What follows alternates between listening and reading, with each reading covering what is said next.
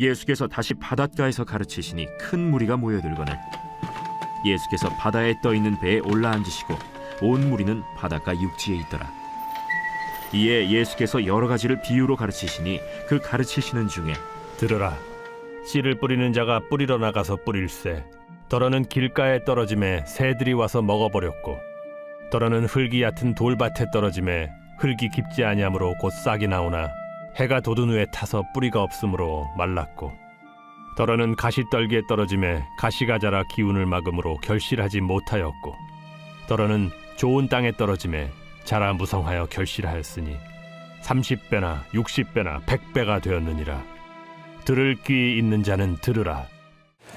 보통 가정의 자녀들이 그렇죠. 저도 뭐 그렇게 열심히 살았던 것 같습니다만은 학창시절 때 특별히 우리나라 자녀들은, 학생들은 유달리 영어 공부를 많이 합니다. 죽을 똥 살똥 그렇게 영어를 공부를 하죠.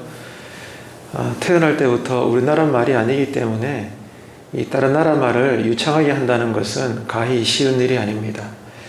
여튼 우리나라는 영어 공부에 목숨을 걸었다고 해도 과언이 아니죠. 그런데 영어를 유창하게 잘하려면 어떻게 해야 될까요? 말하는 것보다 듣는 것이 먼저라는 거예요.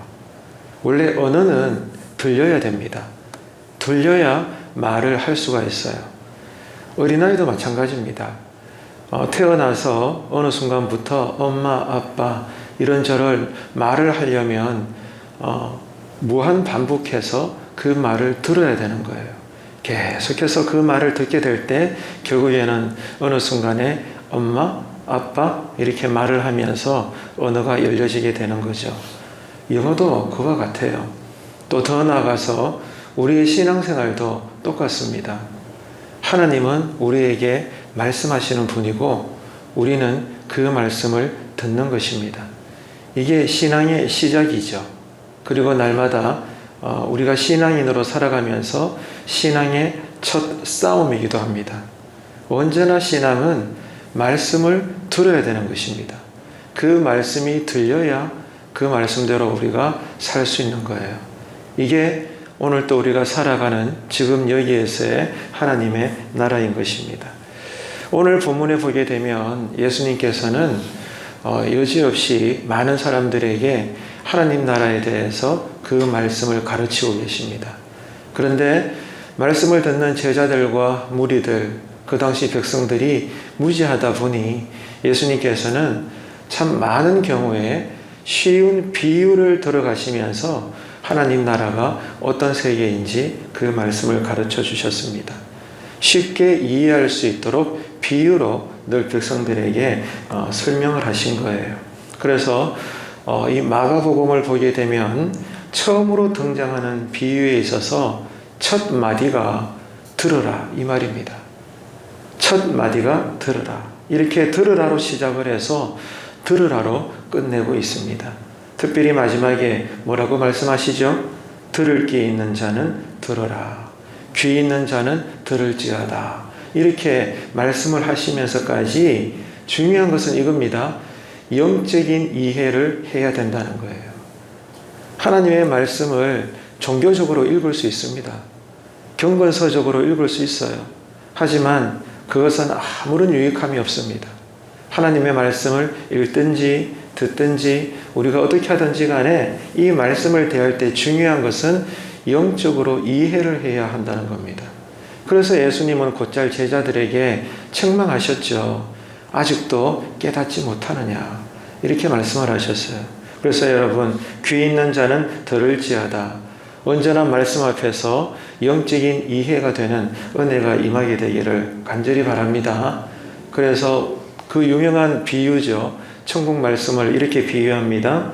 씨 뿌리는 자의 비유로 말씀을 하시는 거잖아요. 우리가 잘 알고 있죠. 길가에 떨어진 것, 돌밭에 떨어진 씨앗, 가시떨기에 떨어진 씨앗들은 하나같이 어떻게 되었어요?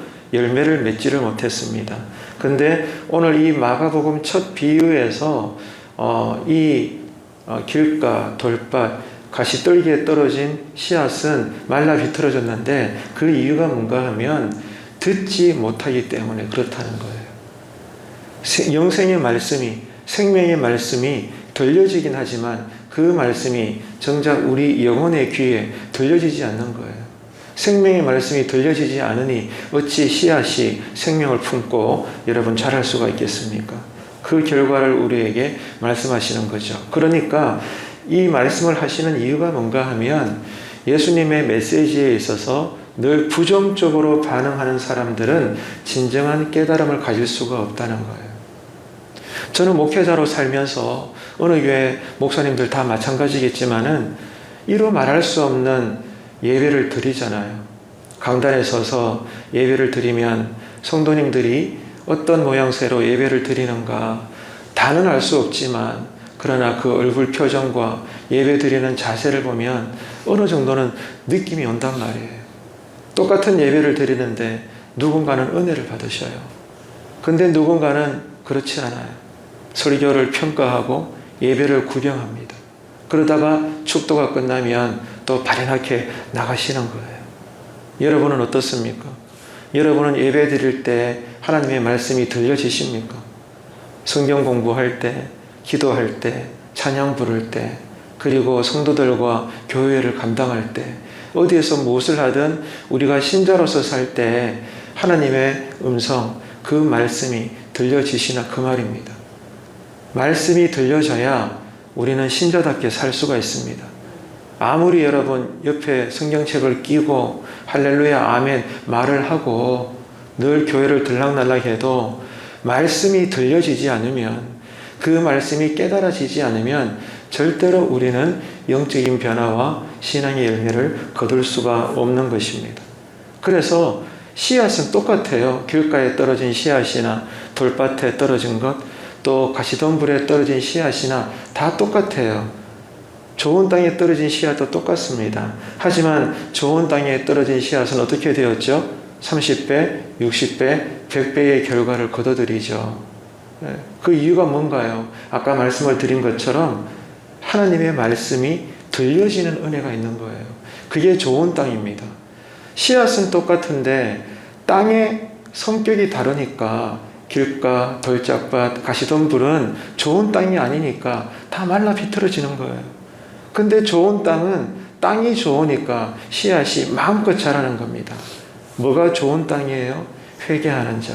말씀을 듣고 그 말씀의 교훈이 들려져서 진심으로 회개하고 삶을 돌이키고 그 깨달아지는 말씀대로 순종하는 자. 이게 좋은 땅입니다. 그래서 여러분 오늘 이 새벽에 기도하실 때 주님, 내 영혼, 내 믿음, 내 신자의 삶이 하나님 앞에서 좋은 땅이 되게 하여 주옵소서. 좋은 땅이 되셔야 돼요. 그래야 하나님의 말씀이 한마디라도 들려지게 될 때 그 말씀이 영적으로 다이너마이트 터지듯이 놀라운 포텐이 일어나게 되는 겁니다. 우리가 오늘 또 이 하루 살 때 제일 먼저 신앙의 시작과 신앙의 싸움은 바로 이 시간입니다. 이 시간에서부터 종을 통하여 대언되어지는 말씀이 들려지게 되기를 바랍니다. 이 말씀이 깨달아져서 그 깨달아지는 말씀대로 이 새벽에 기도하고 그 기도의 동력으로 오늘 또 내가 순종하고 실천하고 그대로 살아서 이 하루 속에 좋은 땅으로서의 신자의 삶에 하나님 나라의 열매가 30배, 60배, 100배 이상으로 맺혀지게 되기를 바랍니다. 그래서 중요한 것은 문자적으로 내가 성경 말씀을 얼마나 읽었나, 몇 독 했나, 성경 퀴즈 할 때마다 늘 1등하고 이게 중요한 것이 아니라 어떤 말씀이든지 간에 그게 복된 말씀인지 저주의 말씀인지 뭐든지 간에 아멘, 아멘. 이 말씀이 성령님의 역사로 깨달아져서 그 말씀에 순결하게 반응하여 죽을 똥 살 똥, 살든지 죽든지 이 말씀대로 순종할 수 있다는 것. 이것이 바로 하나님 나라의 능력이라는 거예요. 그 능력으로 오늘 또 우리가 신자로서의 삶을 사는 것입니다. 그렇기 때문에 참된 제자는 늘 한결같습니다. 먼저 말씀이 들려지고 늘 말씀을 먹으십시오. 네. 아무리 바빠도 아무리 사정이 어떠하든지 간에 한 절이라도 여러분 읽으십시오. 하루에 몇 장 내가 성경을 꼭 읽겠습니다. 결단하십시오. 늘 말씀을 먹고 그래서 그 말씀이 깨달아지고 말씀대로 순종하시길 바랍니다. 그것이 하나님과 가까워지는 거예요. 그러므로 하나님 나라의 열매가 나를 통해 많이 맺혀지게 되는 겁니다. 오늘 이 하루 속에서도 예수 제자로서 신자로서의 삶 가운데 하나님께서 원하시는 그 하나님 나라의 나무가 열매가 꽃이 무성하게 숲을 이룰 수 있는 이 하루가 되시기를 주님의 이름으로 축복합니다.